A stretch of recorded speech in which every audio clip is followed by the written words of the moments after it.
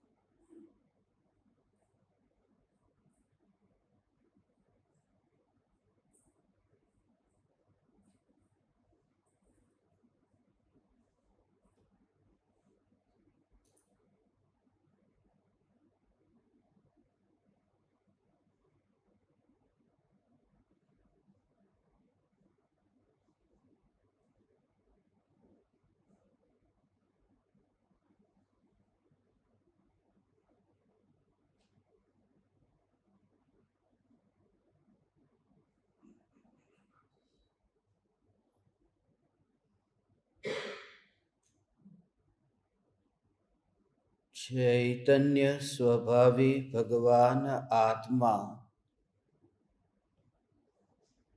अनादि अनंत शुद्ध चैतन्य मात्र है,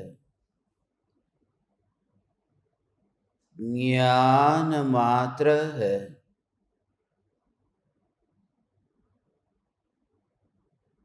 मैं शुद्ध चैतन्य मात्र, ज्ञान मात्र, भगवान आत्मा हूँ। प्रति समय यह जागृति बनी रहे, इस जागृति का नाम धर्म है। देह की प्रत्येक क्रिया के काल में और विकल्पों के बहते प्रवाह के काल में ज्ञानी को प्रति समय यह जागृति रहती है कि मैं चैतन्य तत्व इस देह की किसी भी क्रिया में और विकल्पों के बहते प्रवाह में कहीं भी मिला नहीं हूँ। ऐसा शुद्ध चैतन्य तत्व मैं हूँ। प्रति समय स्वयं की शुद्ध चैतन्य सत्ता का बोध आत्म जागृति ही धर्म है। चैतन्य तत्व की स्व संवेदन प्रत्यक्ष निर्विकल्प अनुभूति होते ही देह होने पर भी देहातीत दशा प्रकट होती है। इतना ही नहीं, विकल्प होने पर भी विकल्पातीत दशा प्रकट होती है। चैतन्य तत्व की निर्विकल्प अनुभूति होते ही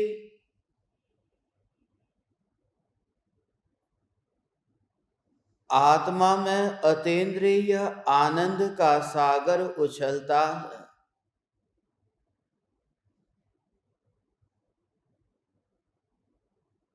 फिर भी ज्ञानी की दृष्टि उस अतीन्द्रिय आनंद के सागर की ओर भी नहीं जाती और दृष्टि चैतन्य तत्व पर ही टिकी रहती है।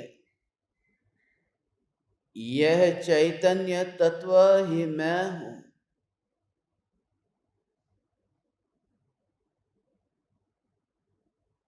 चैतन्य तत्व की निर्विकल्प अनुभूति आत्म जागृति का एकमात्र उपाय है। जो जागा हुआ है वह धार्मिक है, जो सोया हुआ है वह अधार्मिक है।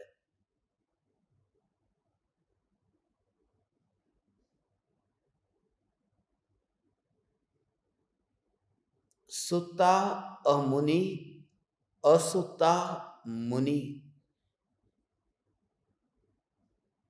जो त्रिकाल चैतन्य सत्ता जागृत है, इस जागृत चैतन्य सत्ता के आश्रय से पर्याय में जागृति प्रकट होती है। यद्यपि हम सब यह मानते हैं कि हम जाग रहे हैं,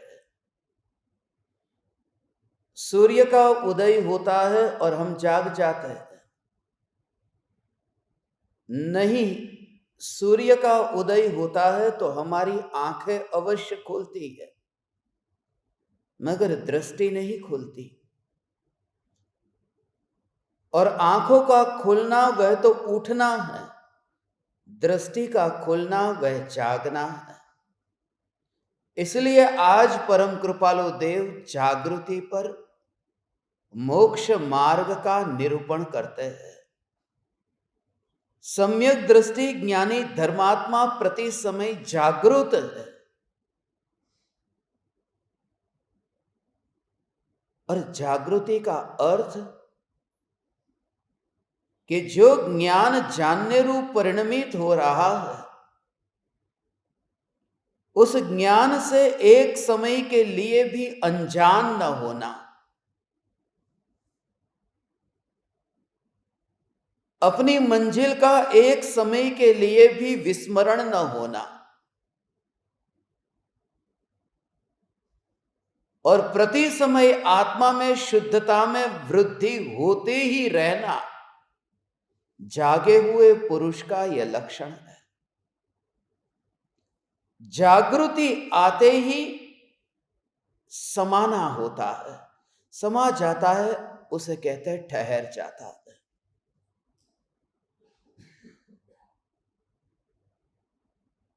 उस ज्ञान में डुबकी लगना जो कहते हैं, वह डुबकी कोई अंदर अंदर अंदर जाकर के नहीं लगती। डुबकी का अर्थ है कि वह जो ध्यान है वह उसमय हो गया, अभेद हो गया, परिणमित हो गया। अब उसे कहीं जाना न पड़ा, क्योंकि जाने में तो यात्रा करनी पड़ती है। जागृति प्रकट होते ही भागना नहीं होता, बस ठहर जाना होता है। और ठहरने के साथ में निर्विकल्प निराकुलता है। ठहरने के साथ में आनंद का सागर का उछलना है। ठहरने के साथ में स्वयं की त्रिकाल सत्ता का बोध अंदर गर्भित है। जागृत होते ही ठहर जाता है,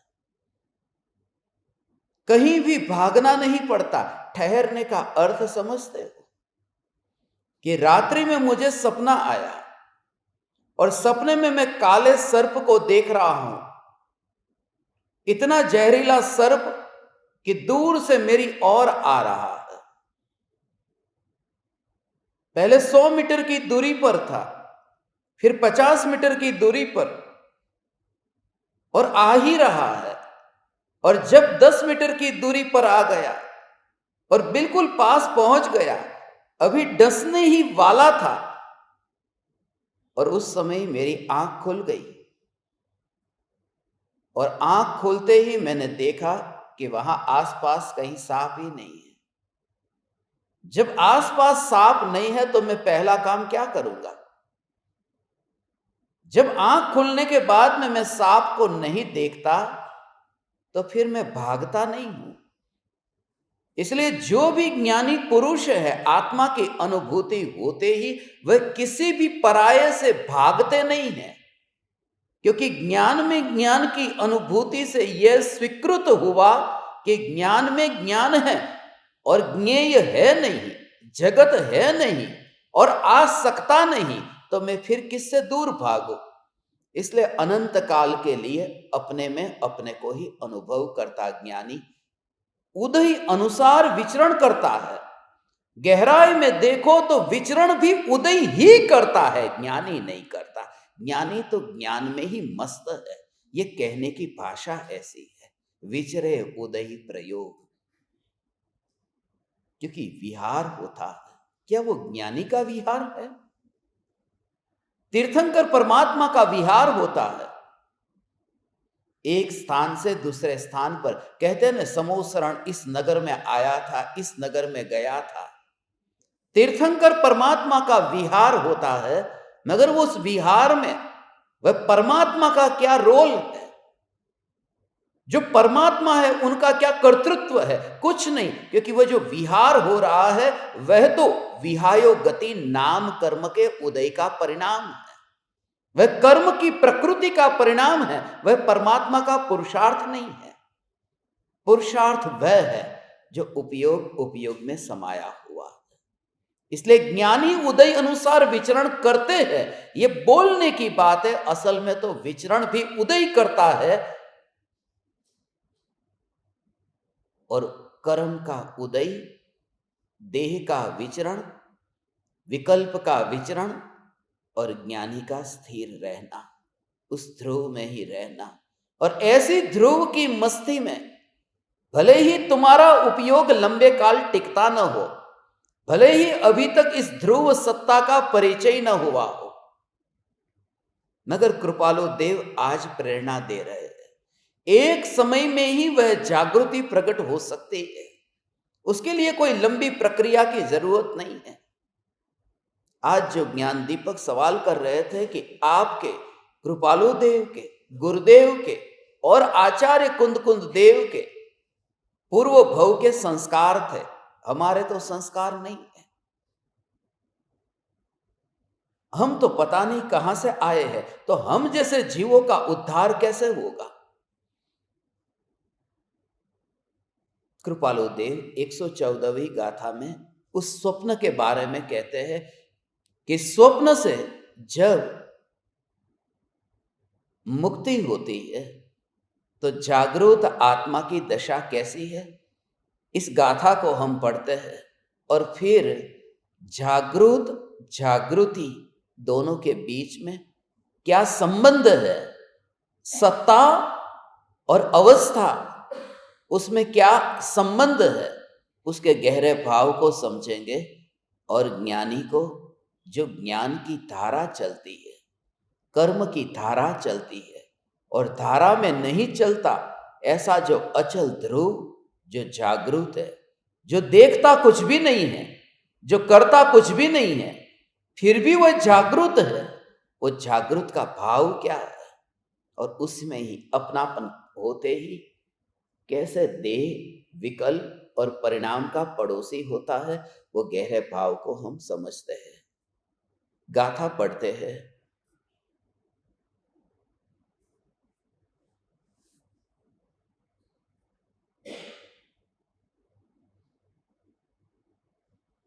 कोटि वर्षनु स्वप्न पण जागृत थता समाय, तेम विभाव अनादिनो ज्ञान थता दूर थाय। जिस प्रकार नींद से जागने पर करोड़ों वर्षों से चलता स्वप्न भी छूट जाता है, उसी प्रकार आत्मज्ञान प्रकट होते ही अनादि काल का विभाव दूर हो जाता है।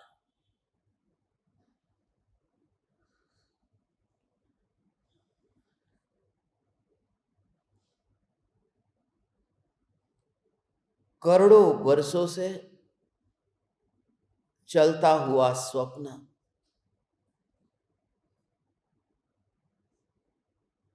ये हमें समझाने के लिए उपमा दी है। हमारा तो आयुष्य ही करोड़ों वर्षों का नहीं है। कुछ बरस के लिए हम यहां आते हैं और चले जाते हैं, मगर कृपालु देव हमें प्रेरणा देते हैं कि तुम जो अज्ञान के बोझ से दबे हुए हो, इस बोझ से मत दबो। तुम क्षण भर के लिए भी अपने को हीन मत मानो। वह जो मिथ्यात्व, जो मोह की नींद है, उस नींद के खुलते ही ये बेहोशी छूट जाएगी। स्वप्न का स्वरूप क्या है, ये पहले समझे। स्वप्न यह है बेहोशी में देह के अनंत परमाणु में जो अपनापन, वह स्वप्न है। स्वप्न में हम वहां चले जाते हैं जहां हम होते ही नहीं है, और वह कल्पना से जाते हैं, वास्तविकता से नहीं। यह शरीर के अनंत परमाणुओं में मैं चैतन्य परमात्मा गया ही नहीं हूं, मगर ये कल्पना में माना है कि देह के अनंत परमाणुओं में मैं हूं। इस वजह से ये सपना छूटने में देर नहीं लगती। सपने का दृष्टांत इसलिए दिया है क्योंकि जिंदगी एक सपना है और मृत्यु है सपने का छूट जाना। हमारे सपने बदलते रहते हैं। हम कभी ये स्वप्न देखते हैं कि मैं मनुष्य हूं, तो कभी ये स्वप्न देखते हैं कि मैं कुत्ता हूं, ये स्वप्न देखते हैं कि मैं बिल्ली हूं, कभी ये स्वप्न देखा कि मैं देव हूं या मैं नारकी हूं। ये स्वप्न हमारे बदल जाते हैं, और स्वप्न बदलते हैं। उस स्वप्न से छूटने का उपाय क्या, कि जागना। स्वप्न को स्वप्न की तरह छोड़ा नहीं जा सकता, क्योंकि स्वप्न और कुछ नहीं है, कल्पना है। वास्तविकता का परिचय होते ही कल्पना छूट जाती है और वहां कुछ भी नहीं है।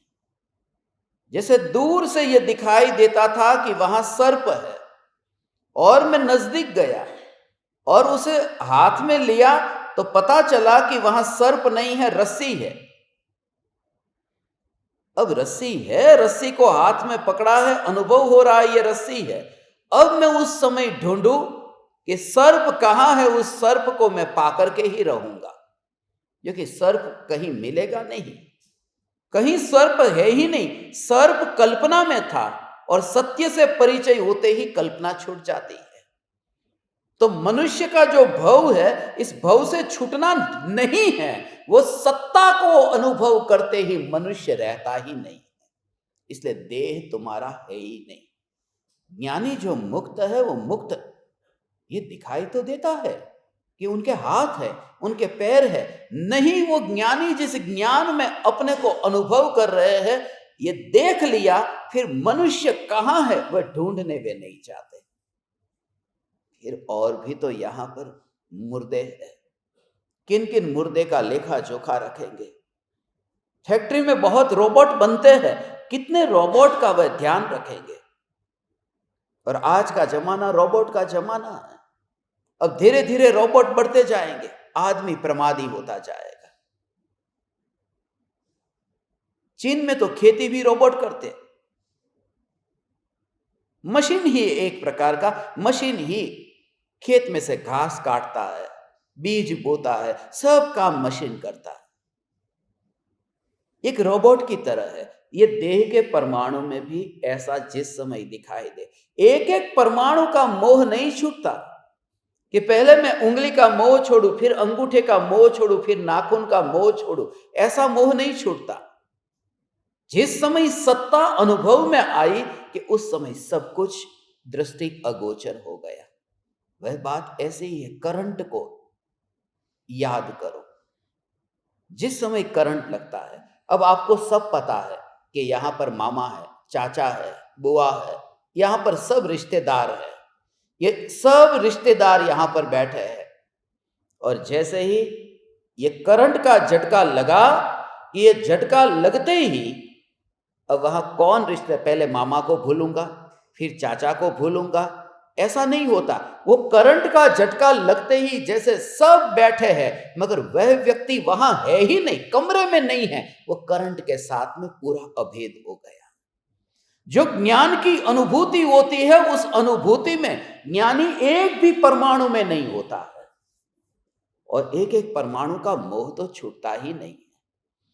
सारे के सारे अनंत के अनंत परमाणुओं से ज्ञानी ऊपर उठ गया है, और उस ऊपर उठने का नाम है कि ज्ञान की अनुभूति में अभेद हो गया।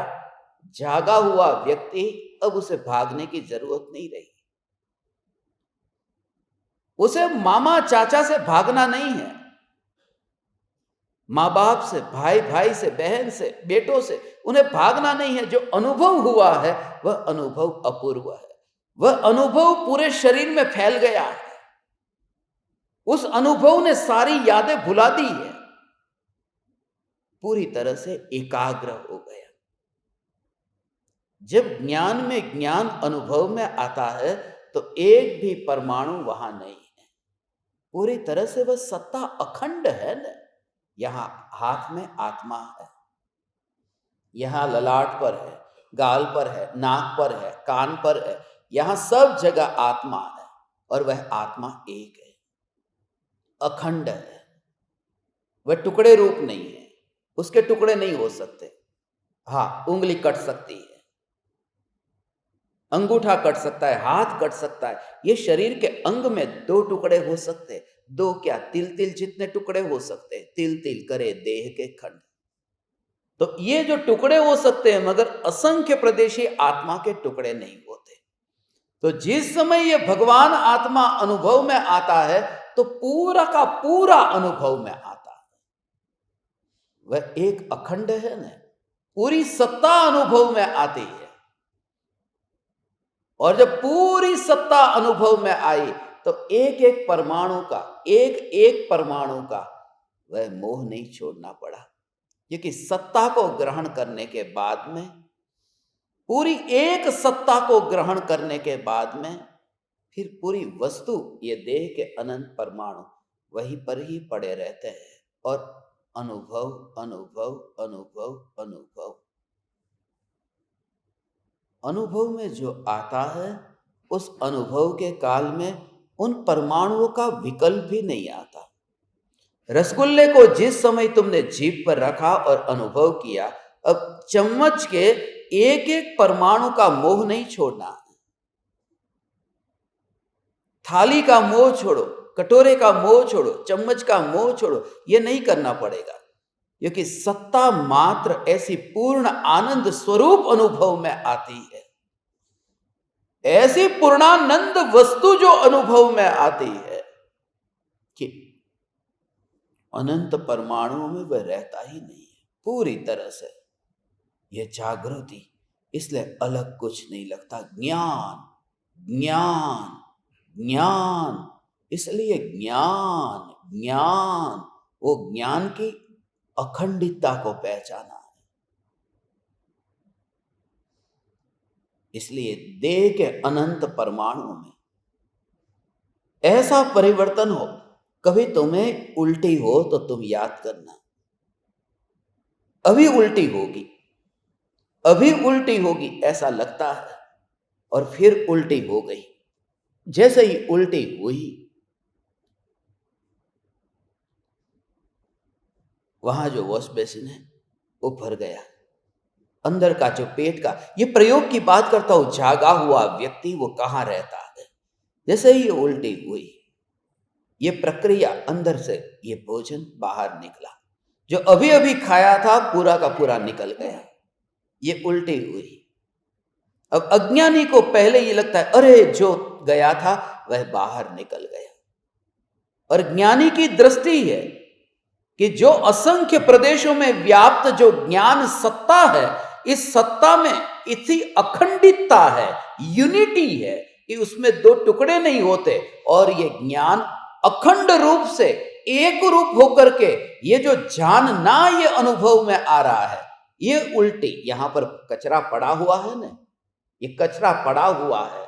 और वहां यह है ज्ञान, उल्टी नहीं, यह ज्ञान, उस ज्ञान में, अनुभूति में इतना व्यस्त होता है कि कहां से निकला, कहां गया, उसके भेद में वो जाता ही नहीं है। वो अपनी मस्ती में ऐसा मस्त है, उस मस्ती में मस्त होना वह देहातीत होना। हे ज्ञान दीपक, ये प्रयोग के बिना प्राप्ति नहीं हो सकती, और प्रयोग जीवन में जहां तुम हो वहां से शुरू करो। वन जंगल की बात अभी छोड़ दो, अभी तुम जहां हो वहां से प्रयोग करो। छोटी छोटी घटना में ये जागृति का अभ्यास एक बार तुम्हें वहां पहुंचा देगा। और निराश तो होना ही नहीं, बस बुद्धि को एक और रखो। जो दोपहर में जो लोग कह रहे थे कि उनके पास में ऐसे संस्कार नहीं है, संस्कार नहीं है, तुम्हें किसने बता दिया कि तुम्हारे आत्मा में संस्कार नहीं है? कैसे पता चला? कुछ याद नहीं आता, इसलिए मान लिया संस्कार नहीं है। नहीं, संस्कार पूरी तरह से है। ये संस्कार नहीं होते तो ऐसा भगवान आत्मा, क्योंकि आप जो परमात्मा यहां बैठे हैं, आपका घर यहां से तो बहुत बेहतर है। इस छोटे से गांव में कोई सुविधा नहीं है, और आपके घर में सुविधा बहुत अच्छी है।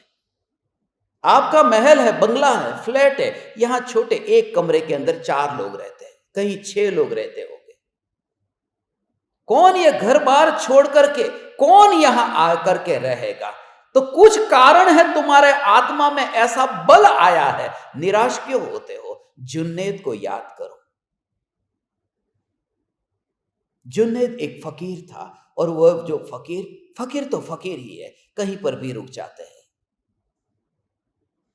एक बार रात हो गई थी, उसे ठहरना था एक गांव में, मगर जिस गांव में उसे ठहरना था कोई घर नहीं मिल रहा था। एक घर मिला, वह घर चोर का घर था, और वो चोर प्रामाणिक था।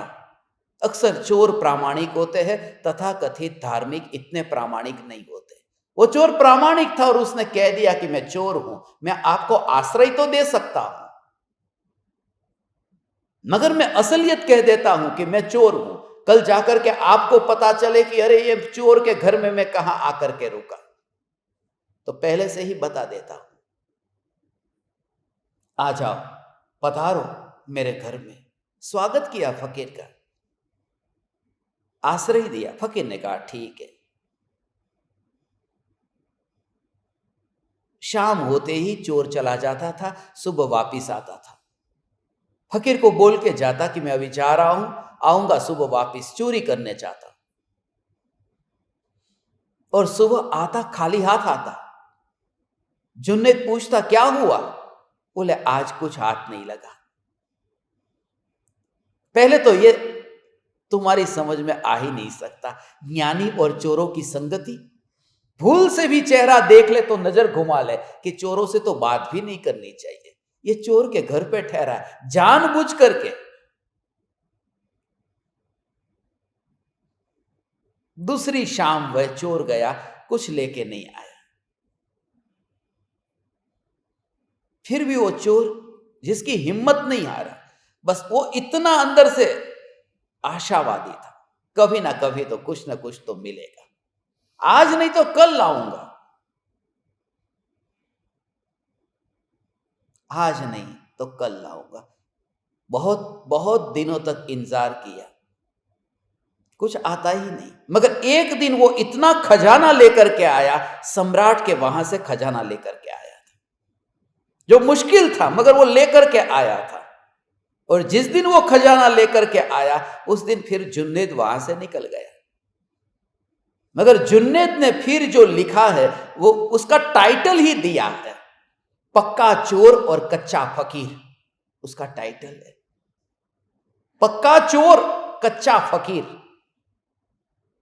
ये फकीर जो कच्चा है, उसने जो जीवन में बोध सीखा, मेरा गुरु वह पक्का चोर है। कच्चे फकीर का गुरु कच्चे फकीर का गुरु पक्का चोर है, जिसने मुझे प्रेरणा दे दी और वह मेरा गुरु बन गया। चोरों से भी प्रेरणा मिल सकती है। तुम डरते क्यों हो? और हमें तो कृपालु देव मिले हैं, हमें गुरुदेव मिले हैं। जागृति आएगी। यदि जागना है तो जागृति आएगी। यदि सोते हुए थक गए हैं तो फिर जागृति आएगी। जो थका नहीं है वो जागेगा क्यों? हम सुबह जब उठते क्यों उठते कि सो करके भी थक गए होते, नींद नहीं आती।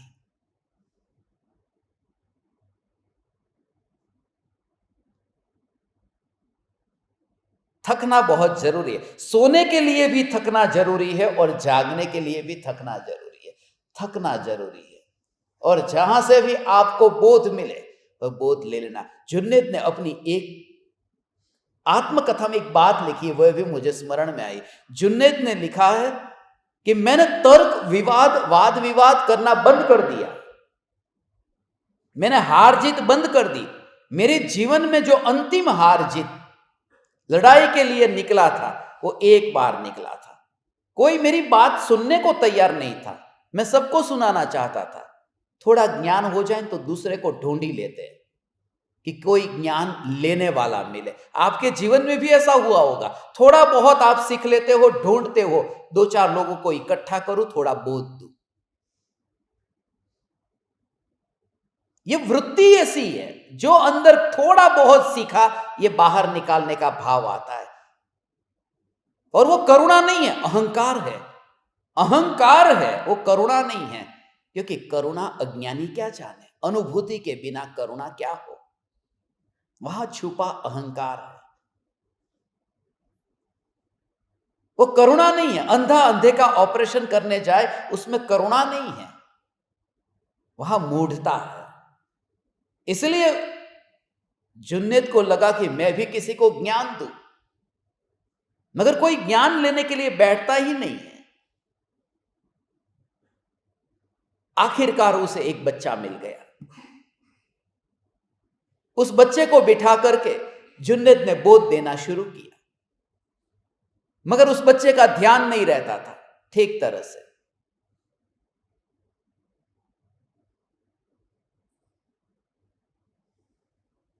इसलिए जुन्नैद ने दृष्टांत के साथ में प्रैक्टिकल समझाना शुरू किया। उसने एक दिया लिया और दिया लेकर के ऐसे ही माचिस की जो तिल्ली उससे ऐसे ही जला करके दिए को जलाया और बोध देना शुरू किया। और उस बच्चे को पूछा कि बोल बेटा, ये जो ज्योति आई वो कहां से आई? बच्चे ने फूंक मार दी और उसने पूछा ये ज्योति कहां चली गई, आप बताओ। आप कहां चली गई वो बताओगे तो मैं ये बता दूंगा कि कहां से आई। जुन्नैद ने लिखा है वो बच्चा मेरा पहला गुरु था और चोर मेरा अंतिम गुरु।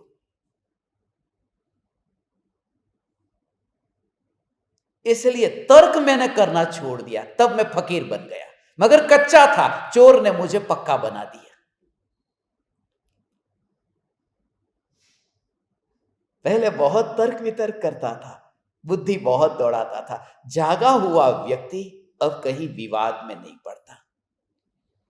जागृति का अर्थ कि वो तलवार की धार पर ऐसे चलता है, पूरी तरह से जागृत वह चलता है, पूरी तरह से जागृत, उसका ध्यान वहां पर है।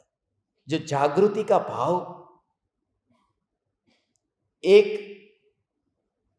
लकड़ी की पट्टी 10 फुट की, वो लकड़ी की पट्टी, वो नीचे जमीन पर उस पट्टी के ऊपर तुम चलो, 1 फुट चौड़ी 10 फुट लंबी ऐसी लकड़ी की पट्टी नीचे है और उसके ऊपर चलने के लिए बोलो तो आप चल जाएंगे। मगर 10 मंजिल ऊंची 2 इमारतें, एक इमारत इधर एक इमारत इधर रास्ते में, और उसके बीच में रास्ता है, वो 8 फुट का रास्ता है। ऊपर टेरेस के ऊपर ये पट्टी रखो और फिर मैं कहूं कि इस बिल्डिंग में से उस बिल्डिंग में चले जाओ पट्टी पर चल करके, नीचे 10 मंजिल गहरा वो जो गड्ढा है, तो आप जब ऊपर से वो जब पट्टी पर चलेंगे तो क्या ऐसे ही चलेंगे जैसे पहले चले थे?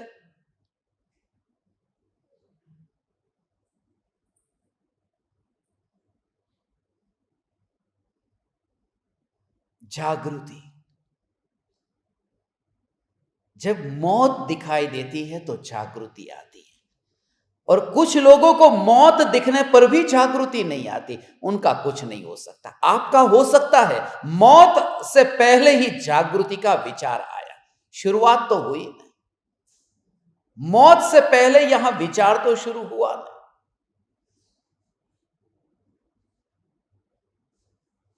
कृपालु देव ये कहते हैं, जागो, कोटि वर्षનું સ્વપ્ન પણ જાગૃત થતા સમાય।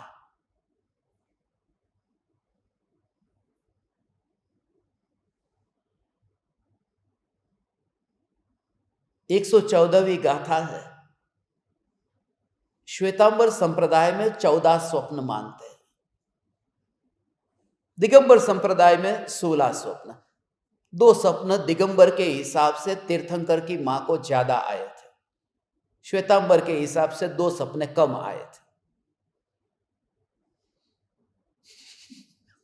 अब वही तो बात है, आप हंसते क्यों?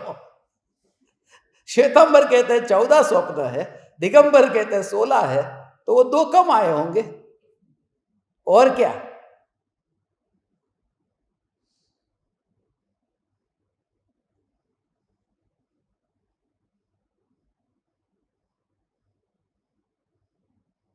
तीर्थंकर की माता को स्वप्न आते हैं, और वो स्वप्न का कुछ न कुछ फल होता है। वो जो 14 स्वप्न है, ये स्वप्न का 14 स्वप्न के साथ में कनेक्शन 114 नंबर की गाथा है। आत्म सिद्धि शास्त्र में 2 गाथा ऐसी है जहां कृपालु देव ने स्वप्न शब्द का उपयोग किया है, बाकी कहीं नहीं। स्वप्न शब्द, इसका भी कनेक्शन देखो, आपको मैं बताता हूं, जो ऑनलाइन सुन रहे उन्हें और अच्छी तरह से दिखाई देगा। ये कोटि वर्षનું स्वप्न पण, ये 114 है। कोटि वर्षનું स्वप्न पण जागृत थता समाय, स्वप्न। और ये देखो,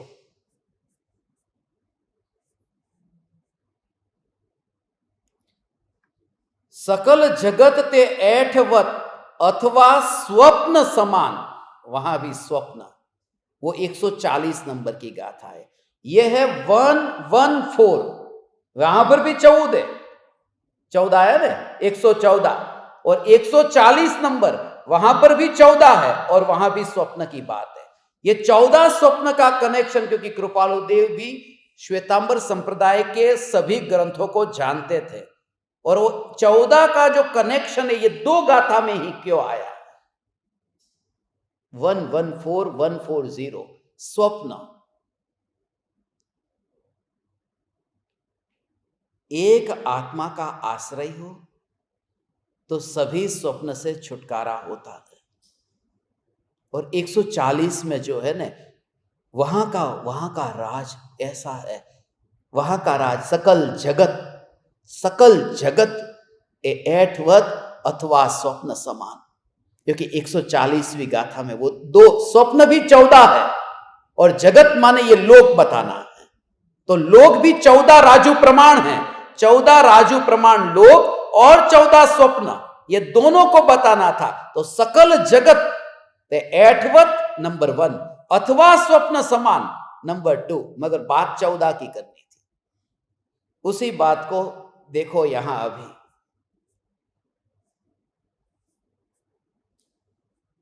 कोटि वर्षનું स्वप्न पण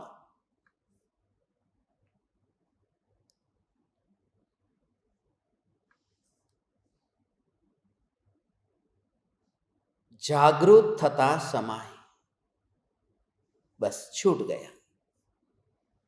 उसके बाद में फिर वो सपना आता नहीं है, छूटने के बाद में दोबारा नहीं आता। मैंने सुना है एक व्यापारी ऐसे ही सो रहा है और वो बार्गेनिंग कर रहा है ग्राहक के साथ में, मगर बार्गेनिंग करते करते सौदा पूरा होने की तैयारी थी, मगर तभी पत्नी ने जगा दिया। अब पत्नी पर गुस्सा आ रहा है, कि मेरा बस माल बिकने ही वाला था, तूने क्यों जगाया? और बहुत लंबा एक दूसरे के साथ में बहुत बार उसने कहा कि दुकानदार जो बार्गेनिंग करते हैं ना, ये 100 रुपये का माल है, फिर वो कहता है 60 में देना है। बोले नहीं नहीं 60 में नहीं आएगा।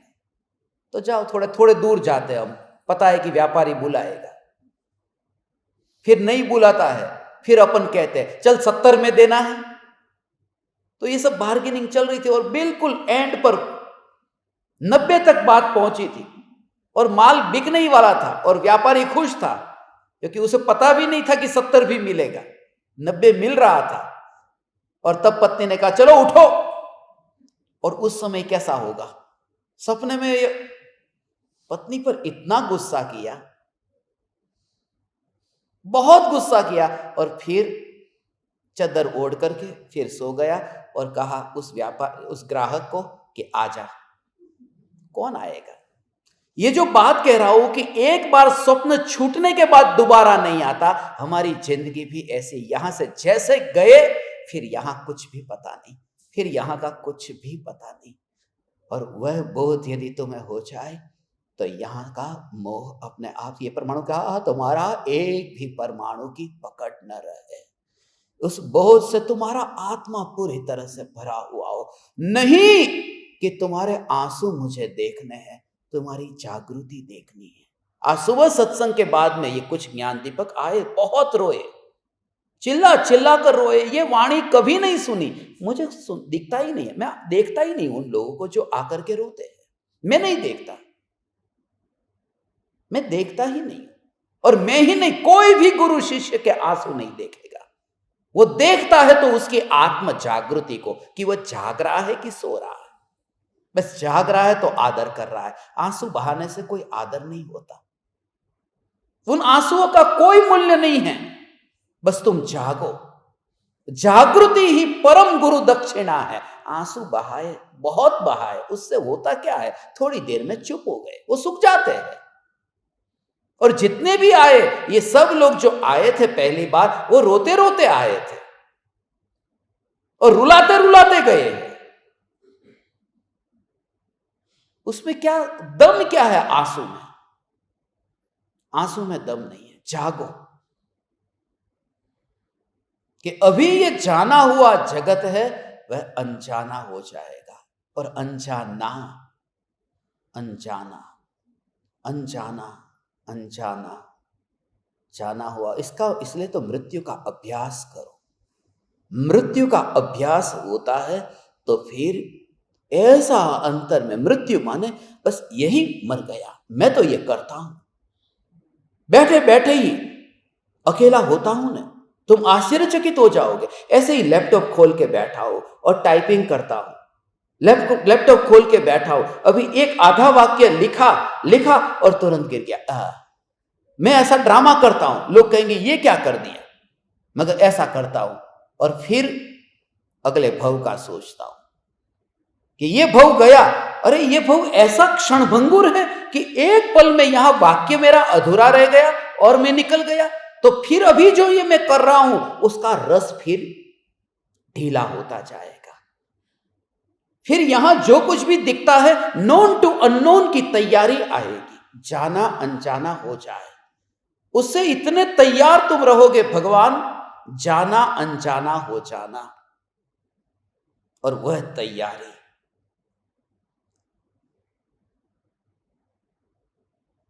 इसके लिए मैं ज्ञान दीपकों से यह खास कहता हूं, जाने को अनजाना होने का अभ्यास किया जाए, किया जाए ये अभ्यास।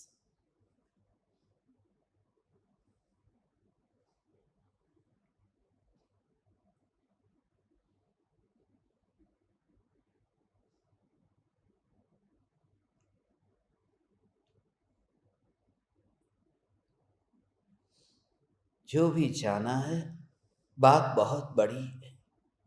ये भगवान आज से श्वेतांबर पर्युषण शुरू हो रहे हुए हैं, आज पहला दिन है।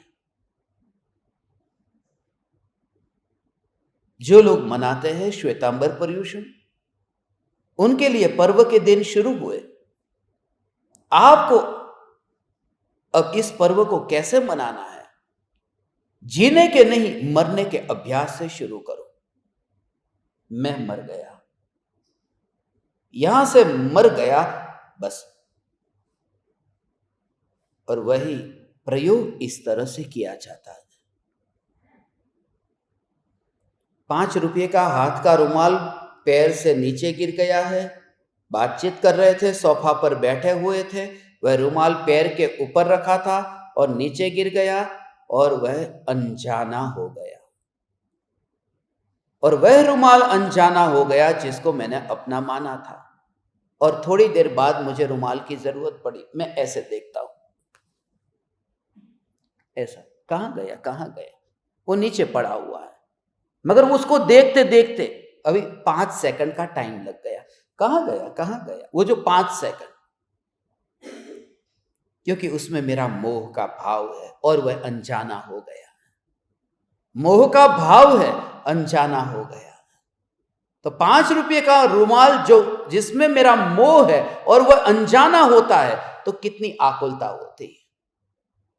तब करोड़ों की संपत्ति, और संपत्ति ही नहीं, यहां माता पिता भाई बहन सारा फैलाया हुआ, वो एक समय में अनजाना होता है। मृत्यु उसका नाम है कि सब अनजाना होता है। इसलिए कहा कि जब बाप मरता है तो अकेला बाप अनजाना हुआ कि कहां गया। मां मरती है तो अकेली मां अनजानी हुई कि कहां गई। भाई मरता है तो इतना ही अनजाना हुआ कि भाई कहां गया। और जब मेरी मृत्यु होगी तो भाई मां बाप बहन जो भी थे वे कहां गए। एक साथ में सब अनजाने होते हैं। दूसरे की मृत्यु में एक ही अनजाना होता है, अपनी मृत्यु में सब के सब अनजाने होते हैं। और वह जो पीड़ा है उसकी कल्पना तुम कर सकते हो, हाथ क्या, रुमाल जो गिर गया उससे। एक रुमाल में यह हाल है तो सब अनजाना होगा उस समय क्या होगा। उससे पहले सत्पुरुष की संगति में रह करके उस ध्रुव सत्ता में अपनापन हो जाए कि मरने से पहले ही अनजाना हो जाए, मरने से पहले ही अनजाना हो जाए। इंतजार तो करता ही नहीं, मृत्यु का तक का इंतजार कौन करता है। इसलिए ज्ञानी को दुख नहीं होता, मृत्यु पीड़ा नहीं पहुंचाती। मरने से पहले ही ये सब अनजाना। अनजाने का मतलब क्या?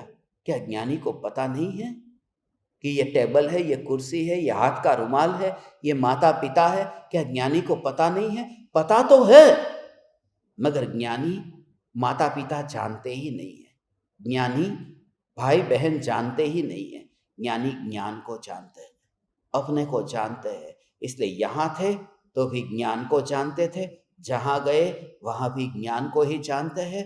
वह आत्मा तो वही का वही है, इसलिए वह कांस्टेंट धारा चलती रहती है। देह बदल गया मगर वही की वही धारा, जानना जानना जानना जानना जानना। इसलिए मृत्यु का अभ्यास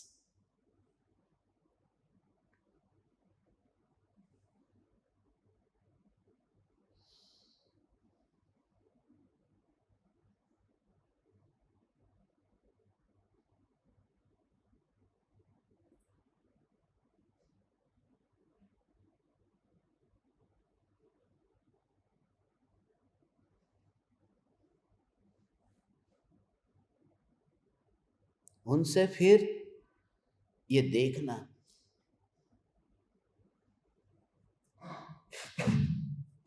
उनसे फिर ये देखना कि यहां जिन जिन परमाणुओं में ये जो मोह का भाव पड़ा हुआ है, जैसे जैसे तुम्हारा ये ज्ञान ज्ञान ज्ञान ऐसी अनुभूति पर जोर आया है, ये अनुभूति पर जोर,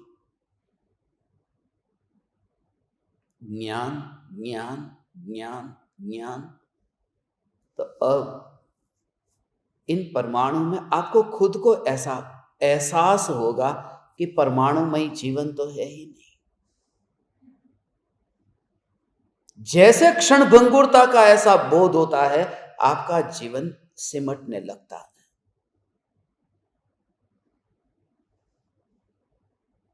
सिमटने लगता है माने अब आप व्यर्थ में कहीं कहीं कहीं दूर दूर दूर अब नहीं फैलते। और आप सबके लिए यही बात कहनी है, बोध इतना इतना, बस अब मर्यादा में आ जाओ। कोटि वर्षનું स्वप्न પણ जागृत થતા समाय, जैसे ही जाग गया बस अब भागना बंद हो गया, अब वो ज्ञान में ठहरा। तेव विभाव अनादिनो ज्ञान थता दूर थाय। बस इतना काल नहीं लगता। मैं इतना चिंता में हूं, इतना चिंता में हूं कि इस कमरे में जो अंधेरा है वो अंधेरा 50 साल से है, किसी ने इस कमरे को खोला ही नहीं है। यहां पर ना कोई बिजली का बल्ब जला, ना सूरज की रोशनी पहुंची। इस कमरे में 50-50 वर्षों से अंधेरा है और मैं चिंता में हूं। मगर यदि मुझे कोई कहे कि एक माचिस के तिल्ली से ये दिया जला दे तू, दिया जल गया, तो 50 साल का अंधेरा था, उसको दूर होने में 50 साल क्या, 5 सेकंड नहीं लगते, 1 सेकंड नहीं लगता, बस प्रकाश हो गया। कृपालु देव ये कहते हैं जितना काल अंधेरे में बीता है उस अंधेरे को दूर करने में उतना काल नहीं लगेगा। पुरुषार्थ जागने में उतना टाइम नहीं लगता। 12 काल की ऐसी काली रात को दूर होने के लिए सूर्य कुछ ही मिनट में, 2-4 मिनट में तो उजाला हो जाता है, दूसरे 12 घंटे नहीं लगते। वो जागृति, जैसे अंधकार को दूर होने के लिए समय नहीं लगता, नींद को खुलने का समय नहीं लगता, बस ऐसा ही है। थोड़ा थोड़ा थोड़ा थोड़ा ऐसा नहीं होता। हम सुबह उठते हैं तो ऐसा होता है कि पहले मैं एक कमरे के लिए जागूंगा, फिर दूसरे कमरे के लिए जागूंगा, फिर तीसरे कमरे के लिए, फिर मैं घर के लिए, फिर पड़ोसी के घर के लिए। जाग गया सो जाग गया, उसमें क्रम नहीं है। जो आत्म जागृत ज्ञानी है वहां क्रम नहीं है।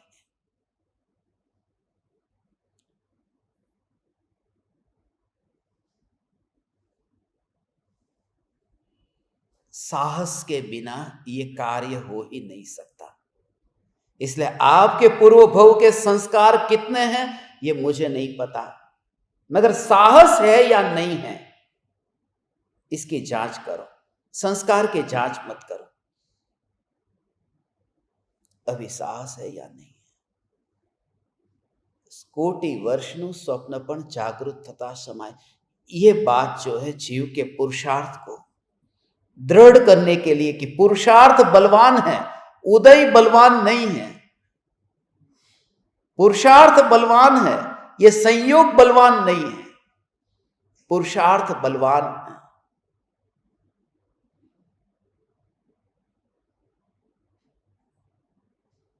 क्योंकि जागना है ना, कोई भौगोलिक यात्रा तो करनी नहीं है, वही जागना। स्वप्न दूर दूर का देखा जा सकता है। मैं यहां भारत में बैठा हूं और मुझे सपना आया कि मैं अमेरिका में हूं। अब सपना आया है, सपने में मैं अमेरिका में हूं। अब मुझे याद आ रही है कि मैं वापस लौट आऊं अपने देश में। उसके लिए मैं क्या करूं कि वहां से पहले मैं विमान पकड़ूं, पहले मैं टैक्सी में बैठूं, पहले मैं गाड़ी में बैठूं, फिर वहां एयरपोर्ट पे जाओ, फिर भारत के एयरपोर्ट पर आओ, फिर मुंबई उतरूं, फिर अहमदाबाद आओ। ऐसा कुछ करना ही नहीं पड़ता। मैं सपने में देख रहा था कि मैं अमेरिका हूं। अब मुझे भारत आना है तो आंख खोलूं, बस भारत आ गया। जागना यही भारत आना है। भारत आना भी नहीं है, क्योंकि गया कब था कि आओ।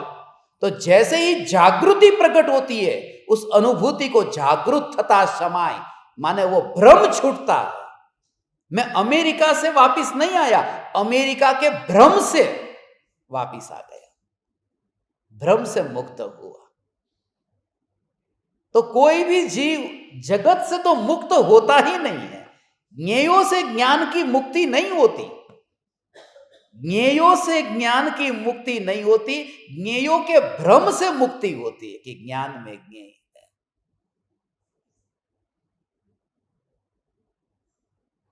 हे ज्ञान दीपक, ये भ्रम से मुक्ति वस्तु से तो है ही नहीं।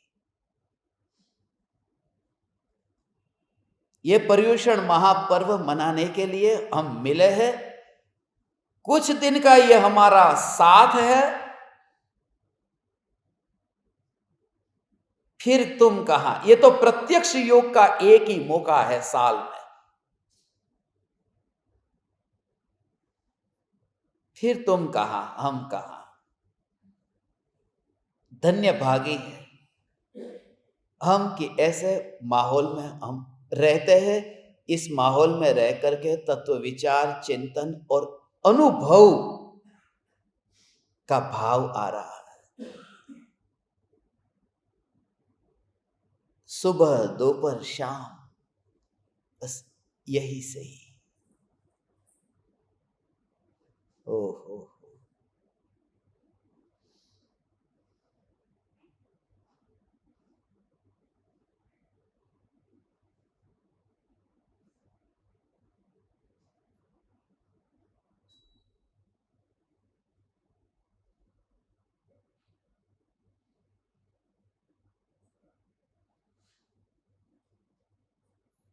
सकल जगत ऐठवत अथवा स्वप्न समान।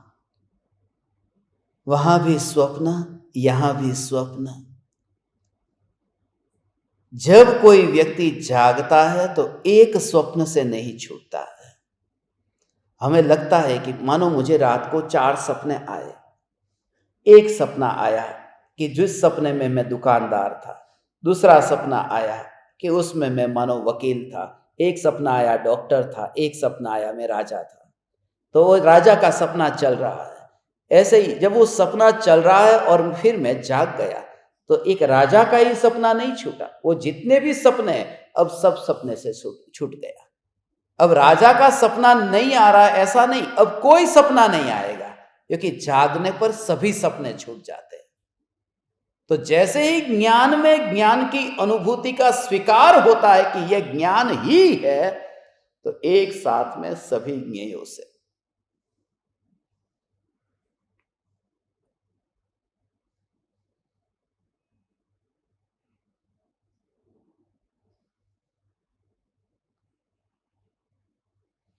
यदि ये गाथा हृदय को न छुए तो सुनने पर भी कुछ भी नहीं सुना।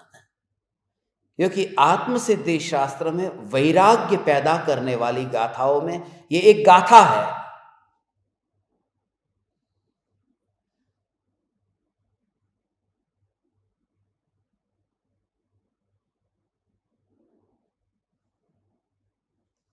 जिन जिन विषयों में आप सबके व्यर्थ के विकल्प, व्यर्थ की चिंता, व्यर्थ के राग द्वेष जहां जहां होते वहां से अपने को सिमटते जाओ। और खास करके इस पर्युषण पर्व में जिनकी उम्र अब 60, 65, 70 के पार हो चुकी है, उनके लिए मैं समाधि मरण की तैयारी कराने वाला हूं। समाधि मरण ले लो। समाधि मरण माने भूखा तड़सने के लिए नहीं कहता, मगर अब आप जब 70 साल के हो गए तो आपको परिवार में अब कौन कौन से विषयों से निवृत्त होकर प्रतिज्ञा ले लेनी चाहिए। जैसे कि अब किसी की बर्थडे पार्टी है, जैसे कि किसी की शादी है, जैसे किसी का कहीं ना कहीं फंक्शन है, तो एक प्रतिज्ञा भगवान के सामने, मैं कहीं पर भी वहां नहीं जाऊंगा, न उसकी चर्चा करूंगा, न उसके बारे में किसी के साथ में सलाह मशवरा करूंगा। प्रतिज्ञा ले लो, क्योंकि मरना है, अब मौत आई। खाली बातें करना बंद करो। अब मैं जिनकी ये रुचि है और जो ऑनलाइन सुन रहे उनके लिए भी, जिनको अंदर से लग रहा है कि मौत है और अब तुम थके हो, और उन्हीं के साथ में मैं अब रहने वाला हूं। प्रतिज्ञा ले लो। कृपालु देव के शिष्य है न, तो मैं दोपहर से बापूजी को बता रहा हूं, दोपहर से उनको समझा रहा हूं, प्रतिज्ञा ले लो। अब बुढ़ापा आ गया, उनकी सांस बाहर निकलती निकलती फिर अंदर जाती है। मौत आई, मौत आई। और ये कहूं कि तुम्हारे रिश्तेदार है, वो सब कहेंगे अरे आप नहीं आएंगे तो क्या हो जाएगा, सब कहेंगे। मगर उसका अंत नहीं है। फिर उनके बच्चे, फिर और बच्चे, अंत है ही नहीं। तो क्या जब तक तुम अंतिम सांस लोगे तब तक वो झंझट में पड़े रहोगे? इसलिए निश्चय तो करना ही पड़ेगा। और मैं आपसे कहता हूं, यदि एकाध साल के लिए आप ये संकल्प लेकर के रहते हैं ना, अगली साल से कोई आपको बुलाने भी नहीं आएगा। किसी को नहीं पड़ी थी, आप ही खुद फंसते रहते थे। इसलिए मैं तो अभी ये जवानी होने पर भी मैंने प्रतिज्ञा ले ली जीवन भर की, किसी की शादी, किसी की सगाई, किसी का नहीं। तो मैं बापूजी को वही कह रहा था, आप तो अभी 80 साल तक पहुंच जाओगे, ये काय को शादी में, अभी किसी की शादी, उसकी झंझट में क्यों पड़ते हो? छोड़ो, प्रतिज्ञा ले लो, कोई बोलेगा नहीं। प्रतिज्ञा ले लो कि मैं ये नहीं करूंगा बस, क्योंकि मेरी मौत की घड़ी आई, जीवन भर मुझे नहीं मिला था, अब मिला। मैं उनको कहता हूं, मगर मैं देख नहीं पाता हूं। जब वो ये सब हो ना, संसार का, परिवार का, उनकी शादी में ये, उनकी शादी में ये, मैं देख नहीं पाता हूं। इसलिए मैं बेहतर ये समझता हूं कि व्यर्थ के कषाय होने से स्मशान में रहो। नहीं देख पाता हूं मैं, क्योंकि कौन अपने पिता को भटकता हुआ देखना चाहेगा? कौन अपनी मां को भटकता हुआ देखना चाहे? समाधि मरण तो लेना ही होगा, उसके बिना कोई बेड़ा पार नहीं होगा। समाधि मरण का मतलब, फिर से कहता हूं, तुम्हें कोई अनशन नहीं करना है, तुम्हें रोटी पानी का त्याग नहीं करना है, तुम्हें अपने फैले हुए संसार को सिमटते जाना है। और अब बुढ़ापा आया, अब न सिमटोगे तो कब सिमटोगे? अब तो मौत आ गई है ना, कब? अब भावुकता में नहीं बहना है, भावुकता में नहीं बहना है। मुझे अंदर से खून मेरा बहुत अंदर से खलबली मच जाती है जब ये देखता हूं। इसलिए मैं हमेशा एकांत इसलिए और उनके साथ रहता हूं जो मेरी बात सुने। बस करो, अब बस करो, अब बस करो, नहीं करना है इन सब झंझटों से, अब हमें छूटना है, नहीं तो अंत नहीं है, अंत नहीं है। अब मेरे मामा का बेटा है, उसकी शादी हो रही है, तो मुझे जाना है। ये दृष्टांत दे रहा हूं। अब मामा का बेटा है, बापूजी को बुलाया, अब वहां जाना है। अब दूसरा बेटा, उसकी शादी कल होने वाली है, फिर उसके लिए बुलाएंगे, उसमें उनको जाना है। फिर एक मामा नहीं है, दूसरे मामा है, फिर 2 साल के बाद में उनकी शादी होगी, फिर जाना है। अंत आता ही नहीं है जिंदगी में, मौत आती है। तो कब लेंगे फिर ये नियम, संकल्प? अंत आता ही नहीं है। इसलिए ये नियम लेना जरूरी है, बहुत जरूरी है।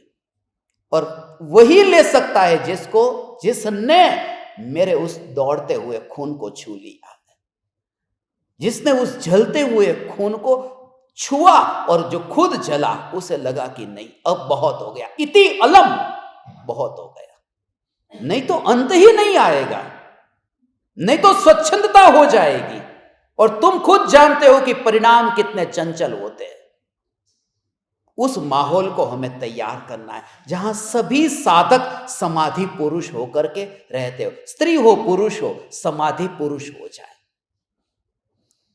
समाधिमय जीवन की तैयारी हो, वे अब अगली बार से आए। समाधिमय जीवन, उनके लिए एक अलग से मुझे शिविर रखनी है, बिल्कुल समाधिमय जीवन। बस, नहीं तो अंत नहीं। मैं खुद अंदर से लगता है कि क्या एक एक समय कम पड़ रहा है, एक एक समय। आज दोपहर में ये आए थे, इनके साथ में मैं बैठा था ना, आपके साथ में, मगर काम करता रहा। मुझे दुख हो रहा था कि वो बैठे हैं, मैं बोल रहा हूं, मगर काम करना पड़ रहा है। रोज के 5 प्रवचन है, उसकी वीडियो बनाने हैं, उस वीडियो को बनाकर यूट्यूब पर डालने हैं, उसको एडिटिंग करना है, उसका साउंड क्वालिटी बेटर करना है। तो 5 प्रवचन, फिर इसका रिकॉर्डिंग, उसको एडिटिंग करो, उसके बाद में यूट्यूब पर अपलोड करो, उसके ऊपर गूगल ड्राइव पे अपलोड करो, उसके लिए फिर हार्ड ड्राइव में बैकअप ले लो, लैपटॉप को खाली करो। तो टाइम कहां है? तो जब मेरे जैसे बच्चे को लगता है कि मौत नजदीक है, तो तुम्हें क्यों नहीं लगता? प्रतिज्ञा लो अब। ये आज की गाथा महत्वपूर्ण गाथा है। अब छोड़ो समाज को, पड़ा रहने दो समाज को। मैं सबके लिए कहता हूं, क्योंकि सब 70-65 पार कर चुके हो। नहीं तो अब भी बेटे का प्रॉब्लम है, बेटे के बेटे का प्रॉब्लम है, कोर्ट कचहरी का प्रॉब्लम है, किसी ना किसी प्रॉब्लम। कब तक ये झंझट में पड़ोगे? संकल्प करना ही पड़ेगा और दो हाथ जोड़ करके सारे समाज को, मैंने कहा ना, जब मैं क्लास लेने नहीं गया तो सबके सामने हाथ जोड़कर क्षमा करना, क्षमा करना, अब मुझसे नहीं होगा, बस क्षमा मांग लो ने, मुझसे नहीं होगा, मेरी प्रतिज्ञा है। तुम्हारा मुंह खुला होगा ना तो कोई ना कोई एक बर्फी मुंह में डाल देगा। खुला मुंह माने उपवास नहीं है, आज मेरा उपवास नहीं है, मैं खाने को बैठा हूं, मैं खाने को बैठा हूं और कोई एक पूड़ी और डाल रहा है, फिर एक पूड़ी और डाल दी, नहीं चाहिए थी तो भी ये बहन जी लेकर के आ गए, लो लो गरम गरम रगड़ा लेके आई, तो एक पूड़ी और डाल दी, अब लेनी पड़ी। अब मेरा उपवास होता तो वो बोलते ही नहीं मेरे को कि नहीं, इनको हैरान परेशान नहीं करना चाहिए, इनका उपवास है। मैं कहता हूं आप खुद यदि सुधरना चाहो तो दुनिया हैरान करने नहीं आएगी, आपको बिगड़ना है इसलिए दुनिया हैरान करने आती है। खुद का ही निश्चय नहीं है, जिसके खुद का निश्चय हो उनके पास में कौन आएगा। आपके घर में जितने शादी के कार्ड आते हैं पूरे साल भर में, उससे ज्यादा मेरे पास में एक महीने के अंदर आते थे जब मैं मुंबई में था। एक महीने के अंदर इतने कार्ड्स आते थे, ऐसा नहीं है आमंत्रण नहीं, मगर जैसे ही प्रतिज्ञा ली, एक कार्ड पिछले लगभग 15 साल से तो एक कार्ड नहीं आया।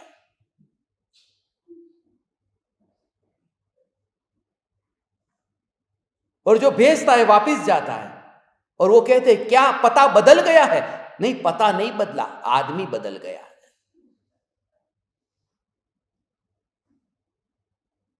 साहस तो लाना ही पड़ेगा यदि मौत देखी है तो, और ऐसे जीवों को फिर हम संघ कहते हैं जहां ऐसे जीव मिलेंगे। हे ज्ञान दीपक, यदि तुम्हारी तैयारी है तो ऐसे जीवों के लिए गजपंथा में मैं आमंत्रण देता हूं। जो बहुत कह रहे थे ना, आप कह रहे थे ना गजपंथा आना है, समाधि मरण लेने को तैयार हो तो आ जाओ, तैयार हो तो आ जाओ। मैं 6 देश पूरा करके फिर ले लूंगा, ये अंतिम जो सपना है कृपालु देव का, फिर मैं भी ले लूंगा। झंझट नहीं करनी है, अंत ही नहीं आएगा उसका।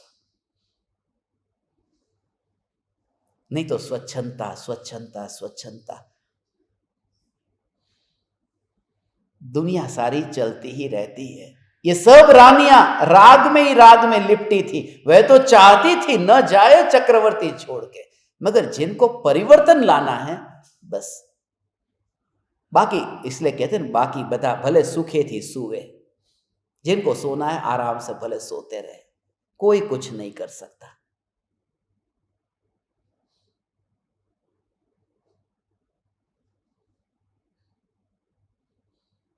कोई कुछ नहीं कर सकता, बस ऐसा। और यहां पर इसलिए नहीं बुला रहा हूं क्योंकि यहां पर आए और यहां पर मानो किसी ने फिर वो संसार चालू किया और कहूंगा कि जाओ यहां से, तो कहेंगे घर से भगा दिया। और गजपंथा में आओगे कहूंगा जाओ यहां से, तो ठीक है, कुछ कहां से भगाया, कुछ नहीं, जंगल में थे, जंगल से गए। ऐसी जगह पर मिलेंगे जहां तुम्हारा भी घर न हो और मेरा भी घर न हो। डेस्टिनेशन ऐसा कुछ होता, डेस्टिनेशन वेन्यू, बाहर मिलेंगे कहीं।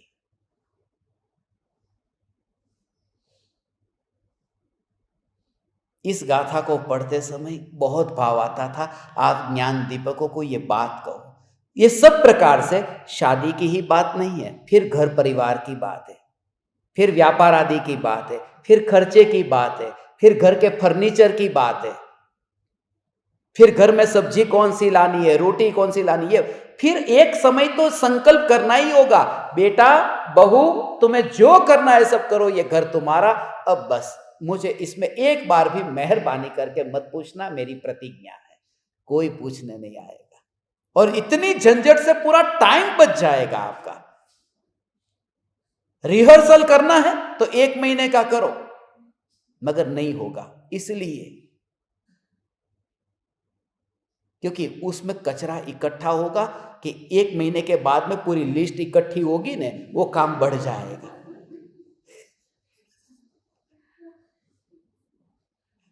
फिर पूरे महीने का, इसलिए ही ऐसा समाधि मरण का रिहर्सल नहीं होता। मुनि धर्म का रिहर्सल नहीं होता कि लाओ 15 दिन नग्न होकर जंगल में जाऊं, रिहर्सल कर लूं, फिर यदि सूट होता है तो फिर मुनि रहूंगा, नहीं तो अपना घर तो है ही। ऐसे नहीं होता। निश्चय इतना दृढ़ होता है, कोटि वर्षનું स्वप्न पण जागृत थता समाय। अब जागो हे ज्ञान दीपक, तुम जागो। आत्म जागृति ही परम धर्म है। आत्म जागृति परम धर्म है। जागो। ये जागृत शब्द इसमें आया है। कोटि वर्षનું स्वप्न जागृत थता समाय।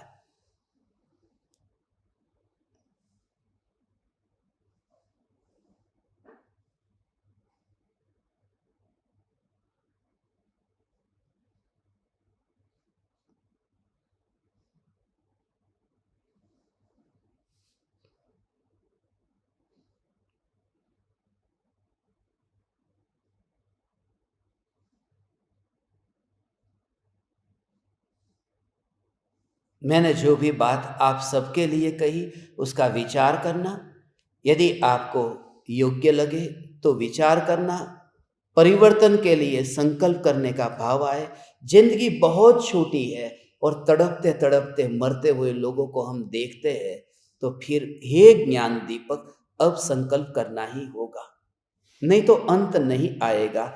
मेरे इन वचनों से आपको संसार छोड़ने का कहा और फिर भी बुरा लगा हो तो मिच्छामि दुक्कडम, मगर मेरे अंदर में इतनी इतनी इतनी अंदर से भावना है भगवान कि एक भी ज्ञान दीपक अब जीवन के अंतिम क्षण में आकर के अब फैले नहीं, अब सिमटता जाए। कृपालु देव जैसे सिमट गए ऐसे ही हम सब सिमट जाए और परम कृपालु देव के असली असली असली अनुयायी हो। आप समस्त ज्ञान दीपकों को, आप परमात्माओं को मेरे हृदय के अंतःकरण से अनंत अनंत प्रणाम, अनंत अनंत वंदन। चैतन्य चैतन्य चैतन्य।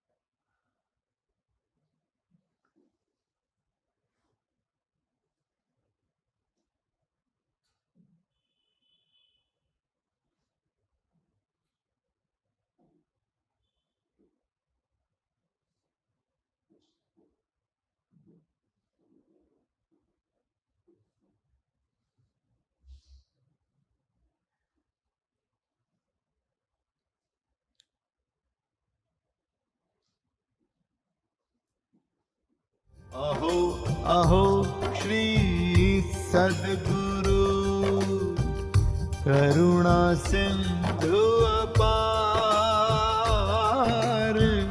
इस पामर पर प्रभु किया अहो अहो उपकार, अहो अहो